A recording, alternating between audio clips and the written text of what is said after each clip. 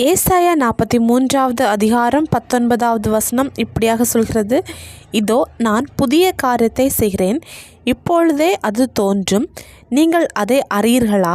நான் வனாந்திரத்திலே வழியையும் அவாந்திர வழியிலே ஆறுகளையும் உண்டாக்குவேன். நம்முடைய ஏசப்பா நம்முடைய வாழ்க்கையில் புதிய காரியத்தை செய்ய போகிறாரு.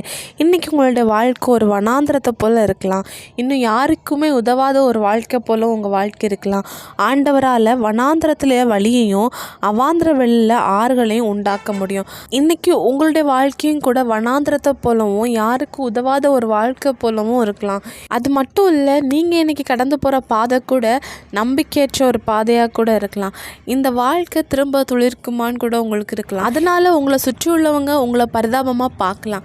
நம்பிக்கையே இல்லாத இருக்கிற உங்கள் வாழ்க்கையில் ஆண்டவர் ஒரு புதிய காரியத்தை செய்யும்போது உங்களுடைய வாழ்க்கை மற்றவர்களுக்கு புரோஜனமாக மாறும். அப்படிப்பட்ட காரியங்களை ஆண்டவர் செய்வார். அதனால் நீங்கள் சோர்ந்து போகாதீங்க, என்னுடைய வாழ்க்கை வனாந்திரத்தை போல் வெறுமையாக இருக்கேன்னு சொல்லிட்டு துவண்டு போயிடாதீங்க.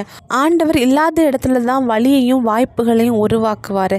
ஆண்டவரை விசுவாசிங்க. உங்களுடைய வாழ்க்கையில் ஆண்டவர் புதிய காரியத்தை செய்யும்போது உங்களுடைய இருதயம் அதிசயப்பட்டு பூரிக்கும். ஏசப்பாவை விசுவாசிங்க, அற்புதங்களை எதிர்பாருங்க. இயேசு கிறிஸ்துவின் நாமத்தில் ஆமேன்.